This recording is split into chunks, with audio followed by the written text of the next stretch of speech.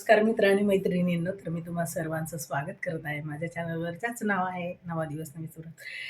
तर वर थोडा कार्यक्रम होता हळदीचा, तर 5 मिनटं तिथे जाऊन आले, कारण बिल्डिंगमधलं होतं आणि त्या बाईका सांगायला पण आले होत्या. तर म्हटलं चला थोडं 5 मिनटं जाऊन यावं, कारण ते वेगळ्या एका समाजातले आहे ते. तर मग थोडंसं आपण काय तिथे करणार ना, ठीक आहे सांगितलंय तर म्हटलं जाऊन यावं 5 मिनटं. बाकी काय मी हळद वगैरे पण लावली नाही, ते नवरी येईपर्यंत निघून आले मी. तर ठीक आहे चला. आणि मग आता आज बनवणार आहोत आपण सोया कबाब. सोया कबाब म्हणजे त्यासाठी हे आहे सोयाबडीचे 2 पॅकेट आणले होते, त्यात हा मसाला आहे आणि हे आहे सोयाबीन. हे पहा. तर आता हे गरम पाण्यात मी भिजवून घेणार आहे, उकळून चांगला, आणि नंतर पुढची रेसिपी दाखवते. तर यामध्ये घेतले आहे कोथिंबीर, कांदा, आलं, लसूण बारीक करून घेतले. त्यानंतर हे सोयाबीन आहे ते पण बारीक करून घेतले इथे, आणि भिजवून मस्त उकळी काढून घेतली त्याला आणि बारीक करून घेतले. आता ह्यात घालायचे मीठ, त्यानंतर सांडायचे बेसन पीठ, थोडंसं चीज घालणार आहे मी त्यामध्ये, आणि हे चांगलं भिजवून घ्यायचं आहे, मळून घ्यायचं. आता चांगलं मसाले घालायचे सगळे, धना जिरा पावडर, लाल तिखट मसाला सगळे.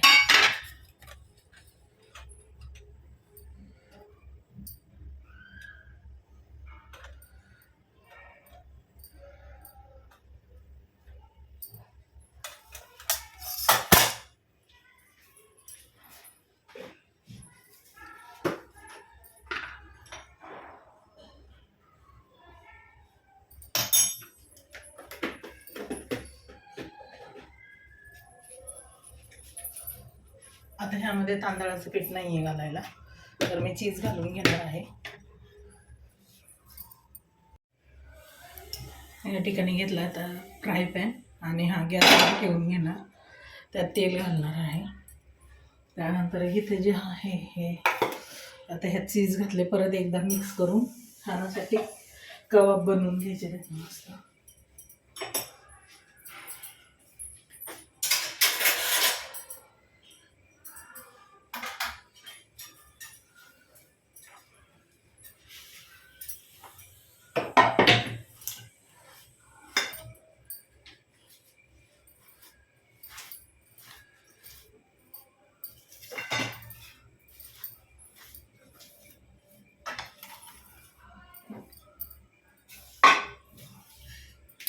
हा मसाला घालायचाच राहिला सोयाबीनचा.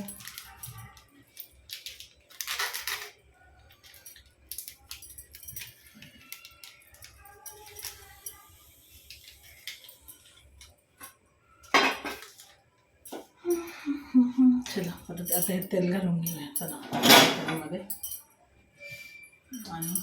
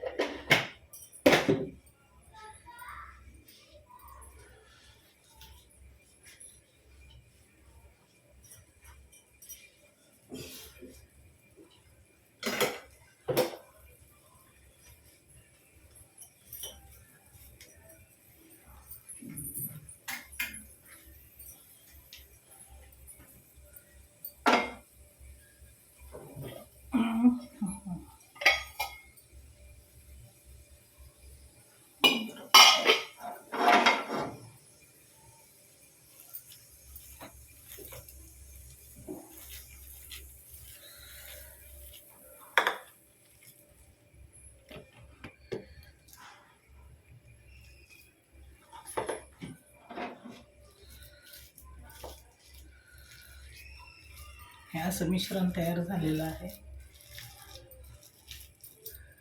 छान असं.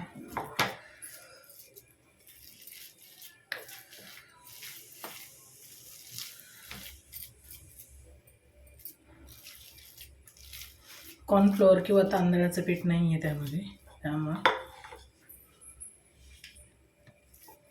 इकडून अँगल ठेवावं लागणार आहे मला वाटतंय. त्याशिवाय नाही.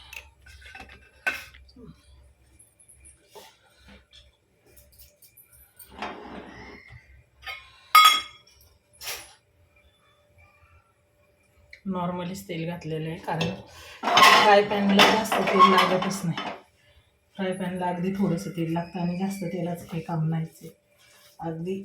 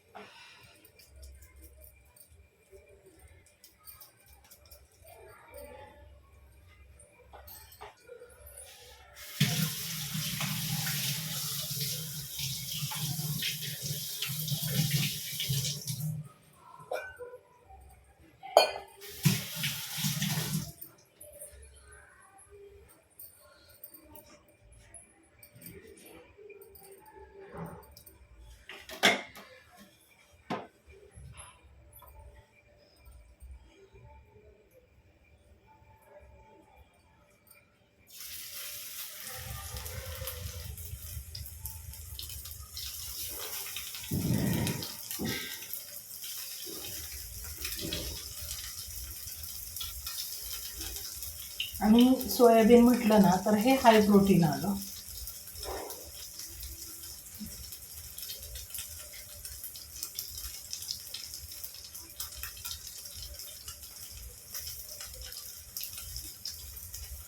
तर ह्याला पुदिन्याची चटणी किंवा आपले शेजवान चटणी असं आणि काकडीचं सॅलड, कोबीचं सॅलड चालतं.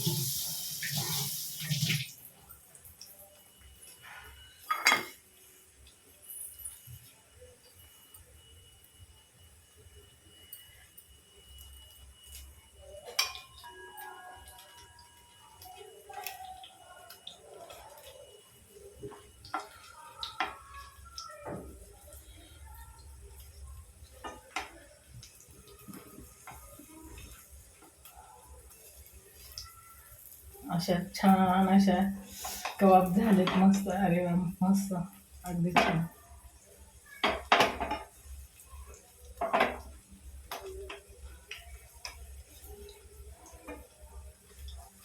तर आपले कबाब हे छान असे फ्राय झालेले आहेत आणि कमी तेलावर होतं.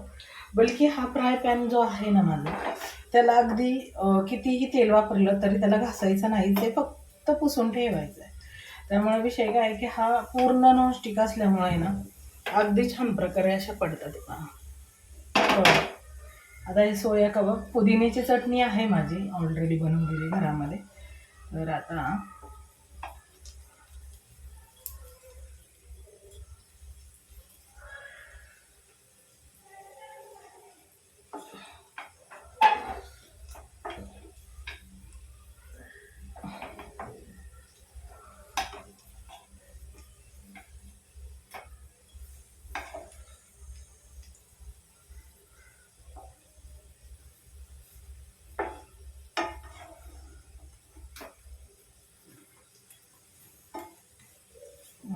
छान अगदी मस्त झाले.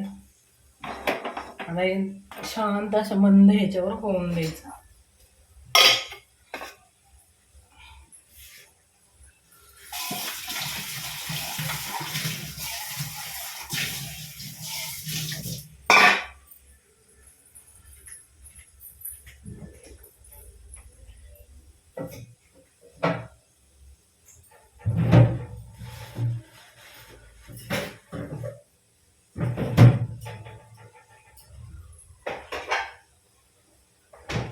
तोपर्यंत आपण काकडीचं सॅलड करून घेणार या ठिकाणी.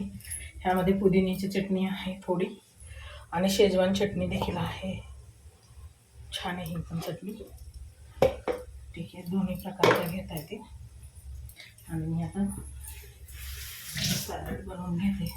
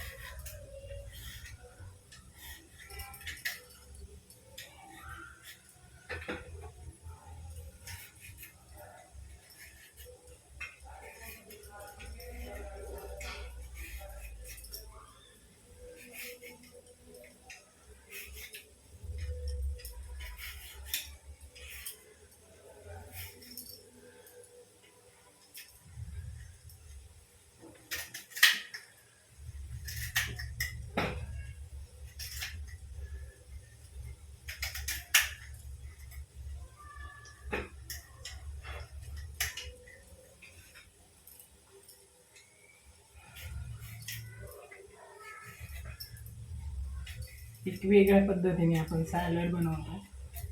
हे पहा असं.